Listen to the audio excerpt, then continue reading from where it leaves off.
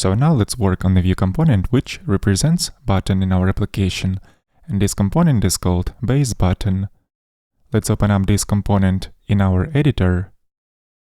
And this component, besides script tag with a keyword setup, which is used to configure component, we also have a normal script for general use. So we have to add attribute length with the value ts for both of these scripts. And the first thing we're going to type in this component is this type classes constant. This constant stores an object where keys are valid button types and values are strings that contain tailwind CSS classes. And if we'll take a look where these button types are coming from, we actually see that these constants are defined inside of constants.ts, and all these constants are used to create custom type called button type, which basically is a union of all these constants.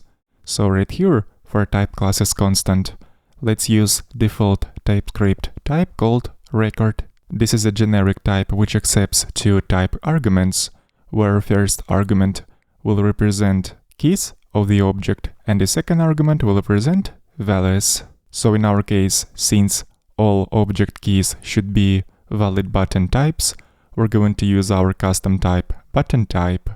And as the second argument, let's use any type for now. And right after we have assigned this type to type classes constant, we no longer can use arbitrary keys inside this object. Otherwise, we're going to get TypeScript error, because this key does not represent valid button type. And also, if we're going to not use any of existing button types, we also get an error, because the type that we have assigned to this constant requires us to use all available button type keys. But for now, if we're going to assign any value other than the string to one of these keys, we don't get any errors, but in fact we have to ensure that values can only be strings. So as the second argument to this generic type record, I'm going to use string instead of any.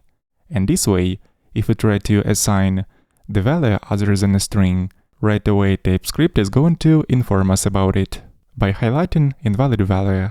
So as for another benefit that we're getting after assigning the type to type classes constant, is that whenever we're going to use type classes constant in this component, we're going to get a helpful autocomplete where all valid button types are listed. Now let's move on and type properties of this component.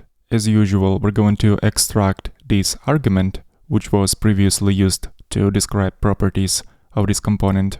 But now that we are using TypeScript, we're going to use generic type annotations, just like we have done in activity item component. So I'm going to copy over this generic type argument from here and paste it into BaseButton component. But in here, instead of using activity property, we'll use property called type. And the type of this property should be a valid button type, which is represented by our custom type called button type. But actually, in our previous declaration, we see that this property also has default value, so which means this property is not required to pass. And to specify that this property is not required, we're going to use question mark right after property name, like this. Besides that, previously we were also using custom function which was validating values of this property. This function was imported from validators.ts. It is called isButtonTypeValid. So now we're not gonna need this function anymore. We can remove this function from here. Along with that, let's also remove unused import from this file, as well as an import of this function inside BaseButton component. And now we have to figure out how to actually specify default value for the property type, because previously we were assigning default value for default key, but now we're gonna do this a little bit differently by wrapping define props call into another function called withDefaults. And as a second argument to this function call, we're gonna have to supply an object where keys are property names and values are default values for those properties. And since we need to use default value for the property type, we're basically specifying that default value will be constant button type primary, just like before. So we don't need previous declaration of the property anymore. Let's get rid of it. And if we'll try to reference props object, we're gonna get autocomplete with a single valid property name called type.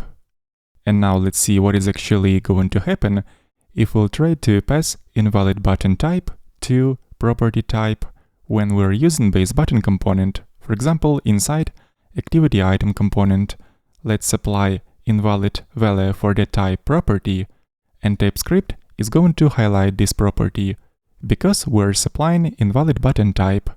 So we have type safety now. And just to remind you what button type actually looks like, I'm going to switch over to types.ts file. Right here, I'll find button type declaration. As we can see, this type consists of 5 button type constants. So it's basically a union of 5 valid button type values.